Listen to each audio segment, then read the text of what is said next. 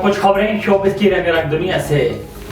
बॉलीवुड की मारूफ अदाकारा दीपिका पादुकोण के रणवीर सिंह से रिश्ते में होने के बावजूद दूसरे मर्दों के साथ ताल्लुकात पर अदाकारा के मदाह सिरपा हो गए और तनकीद के निश्तर चला दिए।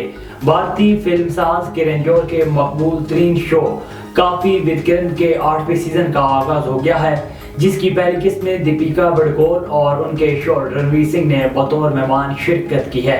इस किस्त की वीडियो क्लिप सोशल मीडिया पर वायरल हो रहे हैं। इन्हीं में से एक क्लिप में दीपिका पादुकोण को अपने माजी के ताल्लुकात के बारे में खुलकर बात करते हुए देखा जा सकता है। शो के दौरान दीपिका ने अपने माजी के रिश्तों के बारे में बात की और इंकशाफ किया कि वो इब्तदाई तौर पर एक पुरअज़्म रिश्ते की तलाश में नहीं थी, सिर्फ अकेले रहकर जिंदगी का मजा लेना चाहती थी और अपने माजी के रिश्तों से निकलना चाहती थी।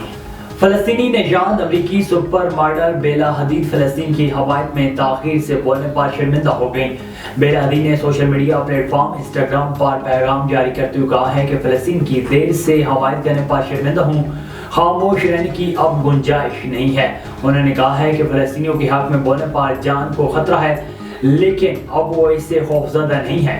फलस्तीन में जो कुछ हो रहा है इस पर मेरा दिल खून के आंसू रोता है। हम बहादुर नहीं, फलस्तीनी बच्चे बहादुर हैं। पाकिस्तान की सीनियर अदाकारा समीना अहमद ने कहा है कि मंजर सहबानी की जानिब से शादी की पेशकश की गई तो मैंने इसे फौरी तौर पर कबूल नहीं किया था।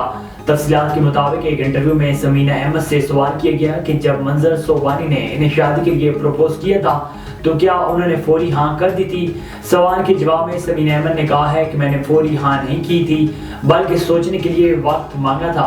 अदाकारा ने कहा था कि जब हमने शादी की तो हमें लोगों से बेहद मोहब्बत मिली। हम सोशल मीडिया पर ज्यादा मुतहरिक नहीं, लेकिन इसके बावजूद भी सार्फिन, मदाओं ने और दीगर ने लोगों ने हमें बहुत सराहा है।